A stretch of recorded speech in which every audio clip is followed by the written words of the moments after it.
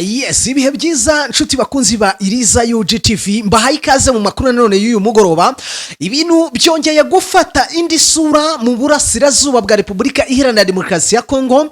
Ingabo zirwana ku ruhande rwa leta ya Kinshasa zongeye kwataka umutwe wa M23 mu birindiro byawo muri Kivu y'Amajyepfo. Sibyo gusa kandi umutwe wa M23 no wongeye kwataka ibirindiro by'ingabo zirwana ku ruhande rwa leta ya Kinshasa muri Kivu y'Amajyaruguru. Urugamba ni urugamba icyitwa bombe kiri guturika yaba Kivu y'Amajyepfo yaba Kivu y'Amajyaruguru. Nguhaye ikaze nimba bamaze gukora subscribe kuri Iriza UGTV. Ahanga niho honyine uzajya usanga amakuru y'ingenzi yihutirwa kandi mu by'ukuri magufi ubasha gusobanukirwa neza gatanu kuri gatanu kubijyanye n'urugamba ruri kubera hanga mu burasirazuba bwa Repubulika Iharanira Demokarasi ya Kongo. Muraza kunyemerera duhere mu gace ka Shabunda. Umutwe wa M23 uri guhangana mu buryo bukomeye cyane n'ingabo zirwana ku ruhande rwa leta Kinshasa muri aka gace. Asibye gusa kandi mu gace ka Nzibira naho ibintu byamaze kuba bihinduka, ariko kandi andi makuru akomeye ari kuvuga ko umutwe wa M23 ukiri kongera abasirikare ngaha muri Kivu y'Amajyepfo. Nguha ikaze turase kwerekeza kandi muri Kivu y'Amajyaruguru naho muri teritwari ya Warikare urugamba rwamaze kuba ruba urugamba. Ni mu gihe umutwe wa M23 ku munsi w'ejo wari wimuye abaturage mu rwego rwo kugira ngo bataza guhura n'urugamba rukomeye cyane. Ni mu gihe kandi nanone ejo n'abatangarizaga ko umutwe wa M23 wakubise ingabo zirwana ku ruhande rwa leta Kinshasa aho bari bahanganye. Ni mu gihe bamwe bagiye bagaragara ndetse amavideo acaracara ku mbuga nkoranyambaga aho bari kugenda mu by'ukuri bakizwa n'amaguru. Ni mu gihe kandi uruhande rw'ingabo zirwana kuri leta Kinshasa bagitangaza ko gahunda nta yindi uretse guhangana n'uyu mutwe wa M23. Muraza kunyemerera ngira gutya rwose ninje mu makuru yacu mu buryo burambuye, ariko mbanze mbahereze ikaze mwese mudukurikiye muherereye hirya no hino mu mpande enye z'isi, kandi ari nako mbabwira ngo amakuru yacu yo mu by'ukuri nta handi ushobora kuyasanga uretse ahanga kuri Iriza UGTV. Reka mbanze ntumike mitengaruka adukomeza na update zose. Indwara, ibibazo na za karande zo mu miryango biri hose kandi si buri muganga wese wabikiza, ariko hari umuvuzi w'igitangaza nzi ufite imbaraga zidasanzwe zituruka mu mbaraga z'ibisekuru bye. Ubushobozi bwe burenga amaso bukinjira mu maraso yawe bukamenya ibyihishe byose naho indwara yihishe hose. Yitwa Mwami, yihariye imbaraga z'amagambo. Ijambo rimwe ryonyine rihindura ubuzima rigakuraho indwara mu mubiri. Imbaraga ze zituma uburwayi bwose buhinda umushyitsi bugahunga. Nta burwayi bumurusha imbaraga, nta kibazo gishobora kumunanira. Waba uri muri Afrika, i Burayi, muri Amerika cyangwa n'ahandi hose mu isi, ubufasha bwe burakugeraho nta nkomyi. Ntutekereze ko uburwayi bumurusha imbaraga. Shaka ubuvuzi bw'ukuri wibonera ububasha butangaje buguhindura ubuzima. Akorera muri Nord Kivu muri Kongo.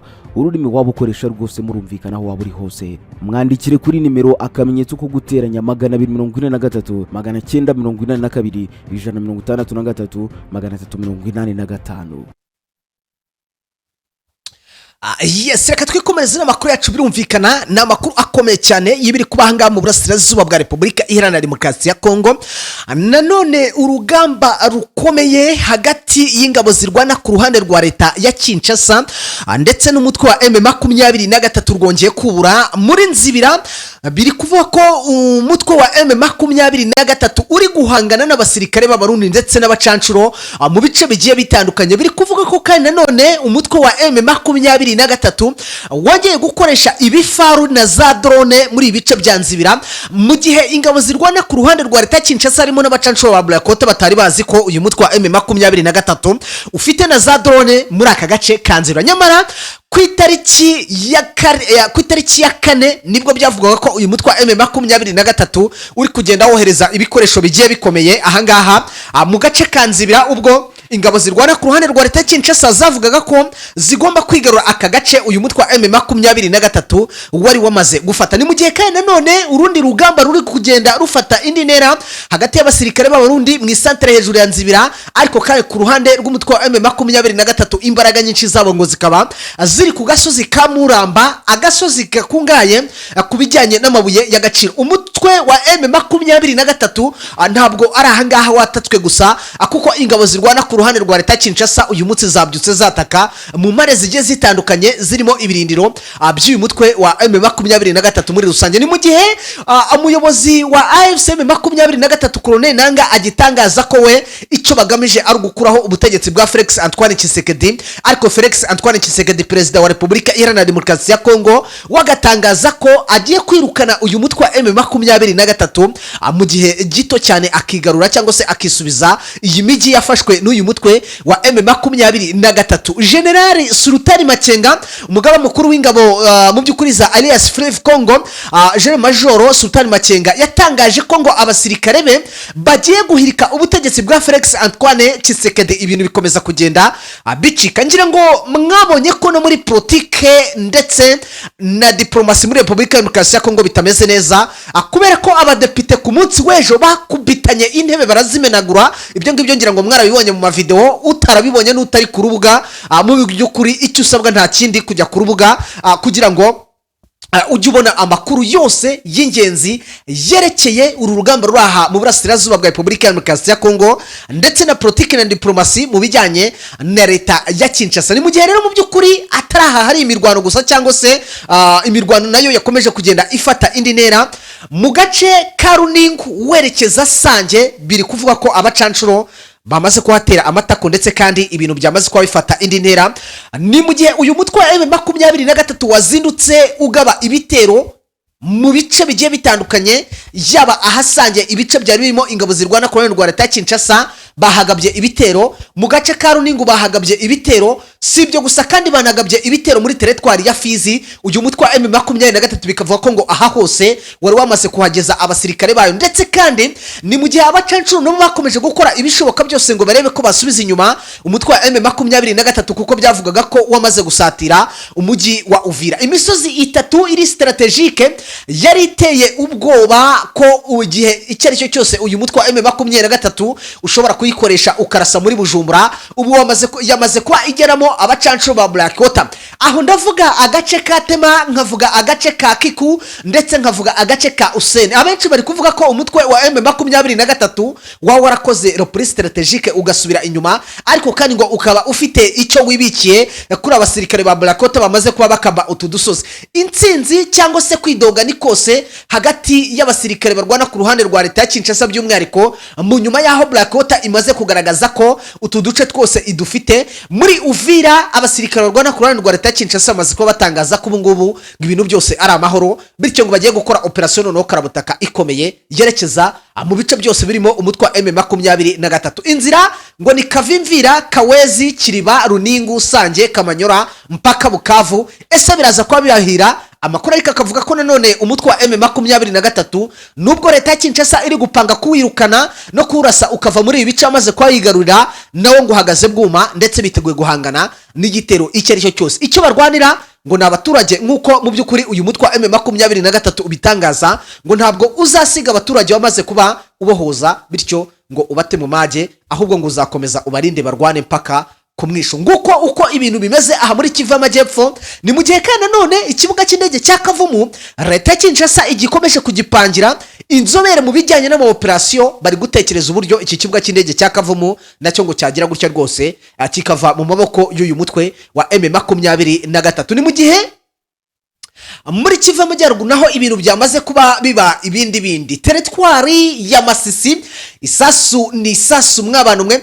Biri kuva ko nanone abarwanyi b'umutwe wa M23 bongeye guhangana n'ingabo zirwana ku ruhande rwa leta ya Kinshasa.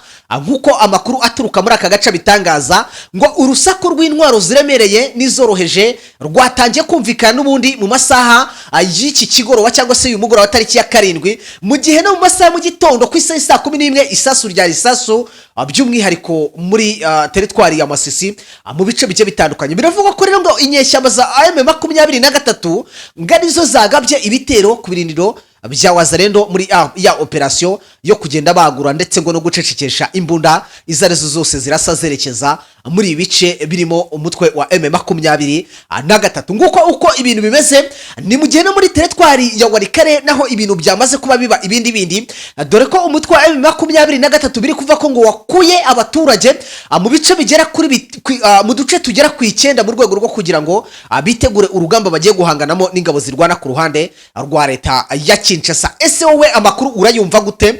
Nyemra mu byukuri nkubwire ko ari uko nguko situation ihagaze, ari uko nguko ibintu biri kugenda mu byukuri birange cyase biri kugenda byisubiranamo. Urugamba ruri kugenda rufata indi ntera, yaba leta ya Kinshasa iri gutegura kwataka umutwe wa M23, yaba kandi none umutwe wa M23 nawo ukitegura kwataka ibice ibyo byose biherereyemo ingabo zirwana ku ruhande rwa leta ya Kinshasa. Ibi ngibi ngo ni mu rwego rwo kugira ngo umutwe wa M23 uproteje bya bice byose wafashe. Ni mu gihe amakuru akomeye cyane yazindutse avugwa ari uko nanone FARDC n'abasirikare b'abarundi muri Shabunda bari bakamejeje, ariko ngo umutwe wa M23 wabahinzemo ubudehe birangira mu byukuri bakijwe n'amaguru. Ni mu gihe kandi hari andi makuru avuga ko ngo uwitwa Dalia Chilanda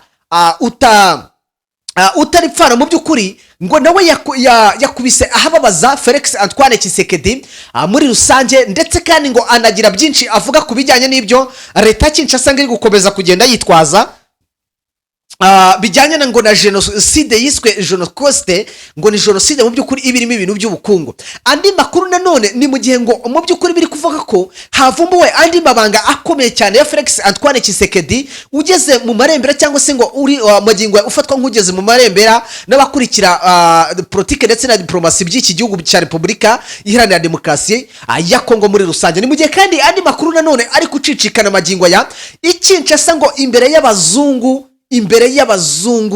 y'abazungu mw'abantu mwe ngo yemeye gucyura impunzi mu nama ya HCR i Geneve. Imbere y'abazungu Kinshasa ngo yemeye gucyura impunzi. Ibi byose uzajya ubyumvira ngaha kuri Riza UGTV. Nyaboneka gerageza ukore subscribe nimba utari wakora subscribe, nanjye reka ncumbikishiriza ngaha ngushimire cyane nimba watangiranye nanjye tukaba dusosanyije. Ugire ibihe byiza, ubwo turangira dusubire mu zindi update, dore ko ahangaha tuba dukora iminota mike cyane kugira ngo ducunguze uburyo umwete buri nkuru yose ijibasha kukugeraho. Ariko kandi andi makuru arambuye uzayumvira kuri Mr. Sek.